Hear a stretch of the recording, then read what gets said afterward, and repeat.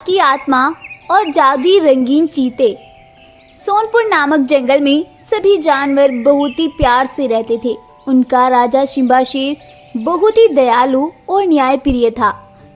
एक दिन राजा अपने साथी जानवरों से बात करता हुआ बोलता है, सुनो जंगल वासियों, हमें हमेशा अपने जंगल में शांति बनाए रखनी है और एक दूसरे को अपने जंगल का और जंगल वासियों का ख्याल रखना है ताकि हमारे जंगल के जानवरों को कोई नुकसान न पहुंचा सके। अपने राजा की बात सुनकर सभी जानवर सिम्बा शेर की हाँ में हाँ मिला देते हैं और अपने अपने घरों में वापस चले जाते हैं। और अपने राजा की अच्छाई को देखकर वो सभी बहुत खुश होते हैं। ऐसे ही दिन बीतते हैं। एक दिन जब राजा सिम्बा अपनी गुफा में आराम कर रहा होता है तो उसे अपने शरीर पर किसी भारी वस्तु का वजन महसूस होता है। अपने शरीर पर इतना वजन महसूस होता देखकर शेर एकदम से उठ खड़ा होता है और अपने चारों तरफ देखता है, लेकिन उसे कुछ भी दिखाई नहीं पड़ता है और सिम्बा शेर अपना वहम समझकर वापस से लेट जाता है और फिर से सोने की कोशिश करने लगता है। लेकिन तभी एकदम से उसके ऊपर एक मानव बाघ की आत्मा आकर बैठ जाती है और सिम्बा शेर के ऊपर कूदने लगती है। सिम्बा शेर अपने ऊपर मानव बाघ की आत्मा को देखकर बहुत डर जाता है और वह तुरंत ही वहां से जंगल की ओर दौड़ पड़ता है और जंगल में एक पेड़ के नीचे जाकर आराम करने लगता है। लेकिन जैसे ही वह नींद में जाता है, वह मानव बाघ की आत्मा फिर से सिम्बा शेर के ऊपर आकर बैठ जाती है। सिम्बा शेर फिर से हड़बड़ा कर उठता है और सीधा अपने दोस्त रंगीन शेर के पास जाता है और उसे जाकर अपने ऊपर बीती हुई घटना के बारे में बताता है।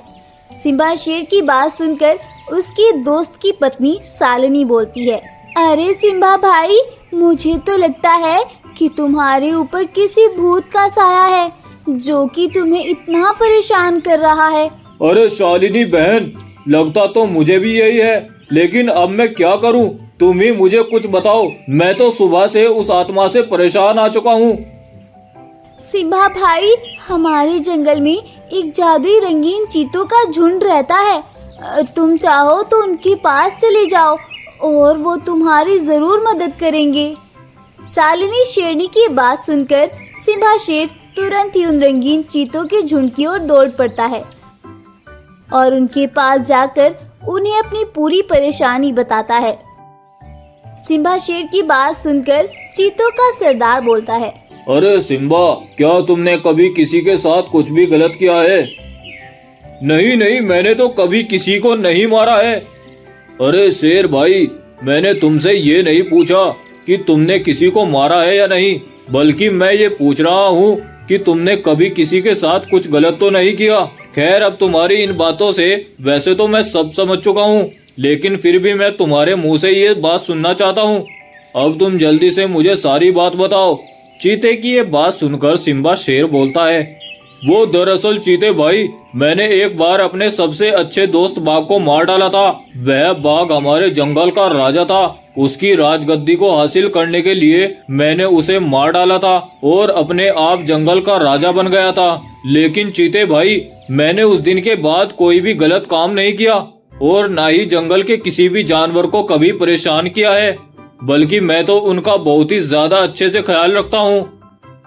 शेर की बात सुनकर चीता बोलता है, अरे शेर, वह एक पाप तुम्हारी हजारों नेकियों से बड़ा है और अब तुम कितने भी अच्छे क्यों ना बन जाओ, लेकिन अब तुम्हारे उस पाप को कोई भी अच्छाई नहीं धो सकती है और वह आत्मा अपना बदला तुमसे जरूर लेकर रहेगी। मैं तुम्हारे लिए कुछ भी नहीं कर सकता दोस्त। जादुई चीते की बात सुनकर सिम्बा शेर मायूस हो जाता है और अपनी गुफा पर आकर सोचने लगता है। आखिर उसे अपनी मौत सामने नजर आ रही थी, जो कि किसी भी टाइम आ सकती थी। ऐसे ही सोचते सोचते सिम्बा शेर की आंख लग जाती है और तभी अचानक से वह मानव बाघ की आत्मा फिर से सिम्बा शेर के ऊपर आकर बैठ जाती है। सिम्बा शेर फिर से हड़बड़ा कर उठता है और बोलता है, अरे अरे, कौन हो तुम और मुझसे क्या चाहते हो? हाँ, मैं कौन हूँ? तुम तो मुझे बहुत ही अच्छे से जानते हो। मैं तुम्हारा वही पुराना दोस्त हूँ जिसे तुमने कई साल पहले मार दिया था और मेरी राजगद्दी को हासिल कर लिया था। अब मैं उस दिन का बदला तुमसे लेकर रहूंगा। उस आत्मा की ये सब बातें पास में खड़ी हुई एक गाय सुन लेती है और वह तुरंत ही जंगल में जाती है और जंगल के जानवरों को जाकर पूरी बात बताती है। कुछ ही देर में वहां पर जंगल के जानवरों की भीड़ इकट्ठी हो जाती है और वह मानव बाघ सिम्बा शेर को मारने लगता है। तभी उस झुंड से एक गाय बोलती है, मानव बाघ भाई, प्लीज हमारे राजा को छोड़ दो। इन्होंने पास्ट में जो कुछ भी किया उसके लिए हम आपसे माफी मांगते हैं, लेकिन इन्होंने आज तक हमें कोई भी नुकसान नहीं पहुंचाया। प्लीज आप इन्हें माफ कर दें। गाय और जंगल के जानवरों के माफी मांगने पर वह आत्मा वहां से गायब हो जाती है और जंगल के जानवरों को सिम्बा शेर की हकीकत भी मालूम हो जाती है। इसके बाद से सिम्बा शेर सभी जानवरों से भी अपने किए की माफी मांगता है और जंगल के सभी जानवर उसे माफ कर देते हैं।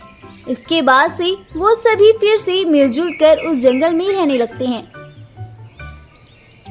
इस तरह से सिम्बा शेर का पर्दाफाश होता है।